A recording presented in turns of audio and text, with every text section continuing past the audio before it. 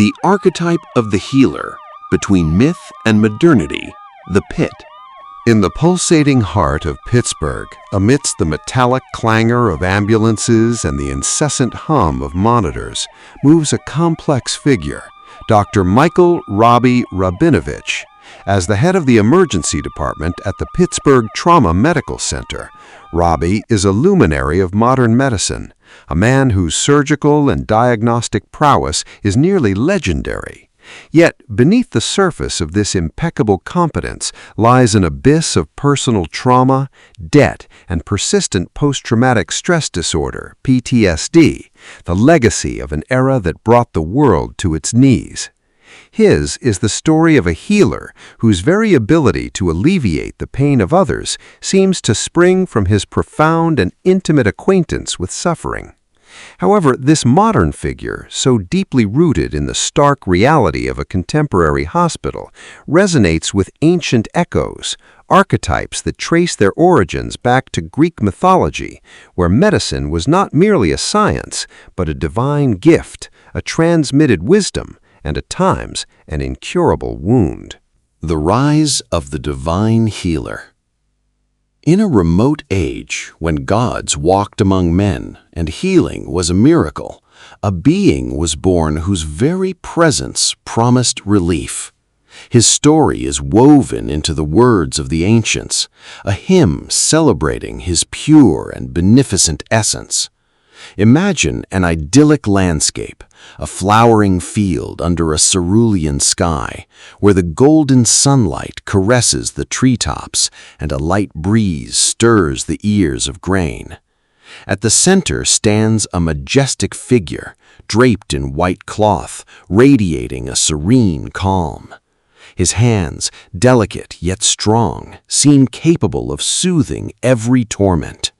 This is the vision that accompanies the following words, an image of peace and curative power.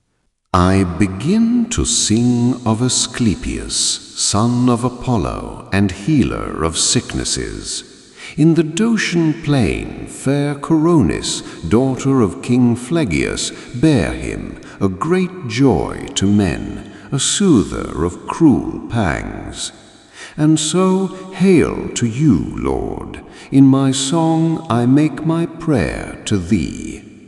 Asclepius, the son of Apollo, was not a mere physician, but the very incarnation of healing.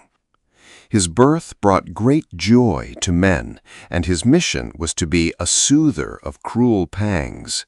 He represents the pure healer, whose skill is untainted by personal suffering, but is instead a divine gift, a benevolent force manifesting without ambiguity. He is the symbol of hope, of care descending from above, unburdened by trauma or paradox. His existence is a promise of relief, a beacon of light in a world afflicted by disease. His story serves as a reminder that medicine, in its highest form, is an act of compassion and a sacred gift. The wounded master of Pelion. Yet the history of healing is not always so linear. There exists another, more complex figure whose wisdom is forged not only through knowledge, but also through suffering. A being who, despite being a master of healing, bears an incurable wound. Let us now transport ourselves to the slopes of Mount Pelion, into a shadowy and majestic cave, where sunlight filters through the leaves of ancient trees, creating a play of light and shadow. Here, a centaur, with the body of a horse and the torso of a man, yet possessing a wise and benevolent gaze, instructs young heroes. His face is marked by knowledge and a profound melancholy, while a fluttering cloak, stirred by an invisible wind, adds a touch of heroic dynamism to his posture. This is the image of Chiron the Centaur, as the words of Pindar resonate, expressing a longing for a lost time.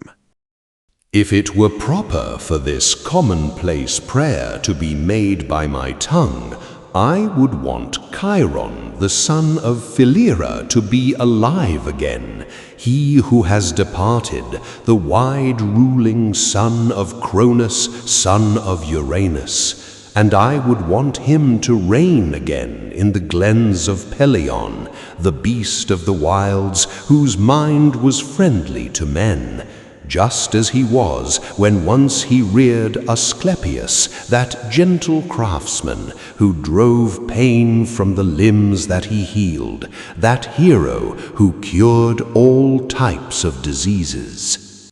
Chiron the Centaur is the master of all physicians, the one who reared Asclepius himself. His mind was friendly to men, and his wisdom was legendary. Nevertheless, as other sources reveal, Chiron was afflicted by an incurable wound, accidentally caused by a poisoned arrow from Heracles. This is the paradox of the wounded healer. The one who teaches how to cure, who brings relief to others, is himself condemned to perpetual suffering. His wound is not merely physical, but metaphorical, a symbol of the human condition where even the greatest wisdom and the deepest capacity for healing cannot eliminate all pain. His story teaches us that true empathy is born from the understanding of suffering, and that the greatest healers are often those who have known the deepest pain. Dr. Robby and the Legacy of the Wounded Healer. Returning now to Dr. Robby in the controlled chaos of the emergency department, his expert hands work with precision, but his eyes reveal a weariness that transcends simple sleep deprivation. His wound is not that of a poisoned arrow, but the invisible scar of psychological trauma, of post-COVID PTSD, of the deaths that haunt him, and of broken relationships. He is an emotionally broken man, as described by sources regarding the series. Yet it is precisely this vulnerability, this profound acquaintance with pain, that makes him an exceptional physician.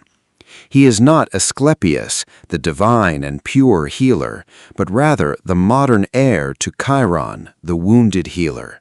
His ability to save lives is not an immaculate gift, but a strength forged through his own battle against suffering. Imagine Dr. Robby in a moment of quiet, perhaps after an exhausting operation, sitting alone in a dark corner of the hospital.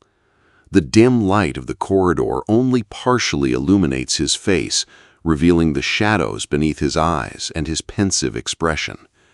His hands, which moments before had been so decisive, now rest wearily on his knees.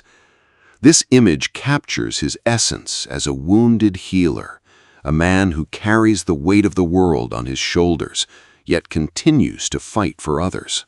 The series The Pitt portrays a Dr. Robby who, despite his performative approach to therapy and his complex emotional baggage, is deeply empathetic.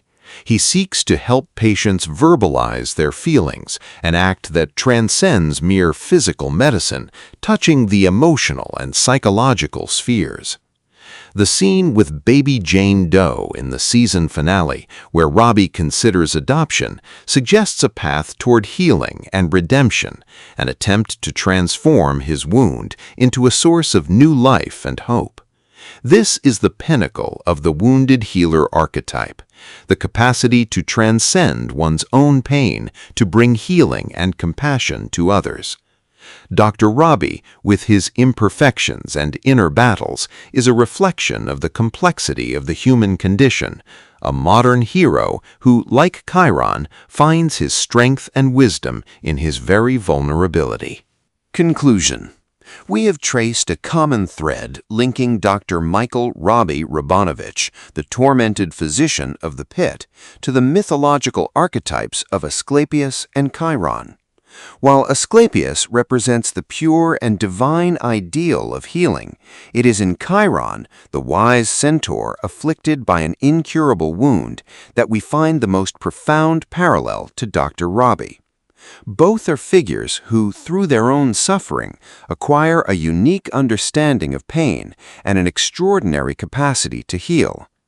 This cinematic narrative, faithful to primary sources and the TV series, celebrates the complexity of the act of healing, recognizing that true strength lies not only in the absence of pain, but in the ability to transform one's own wound into a source of compassion and hope for others. If this content pleased you, I invite you to like it.